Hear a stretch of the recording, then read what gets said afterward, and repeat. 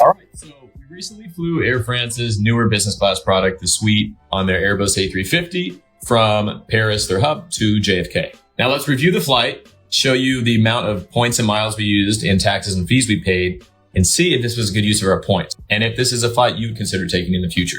So to start things off, pre-flight, you got to have the champagne cheers. We did that. Very nice quality champagne, 8 out of 10. Now let's head over to the seat. So this is a fully enclosable suite. It is very similar to what you can see on a British Airways flight, similar to the Qatar Q Suite, just a little bit smaller feeling, but the actual cushion on the seat was incredibly comfortable. The menu was actually pretty decent as well. They had 4 different options for your entree. There were some snacks, there was a breakfast, and this was all for a just over 7-hour flight. So pretty nice to have 2 meal services. 7 out of 10. And Air France opted to purchase the tail camera so that you can actually watch your takeoff live. Super cool feature. Always have to give this feature 10 out of 10.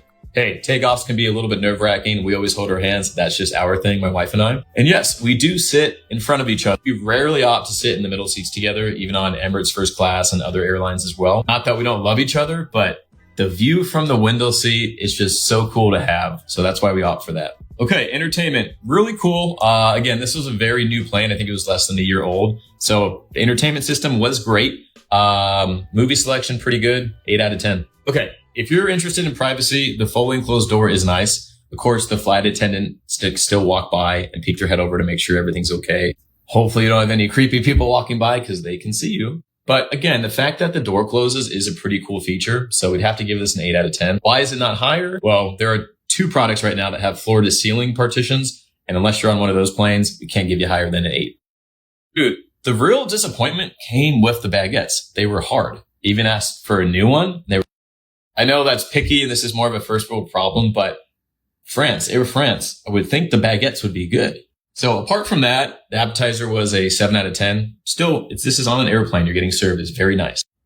And then for the main course. So if we move all these mushrooms around, we actually had a duck deconstructed ravioli. It was delicious. I personally do not like mushrooms, but this was fantastic. My wife ordered the same thing and loved it, minus the mushrooms.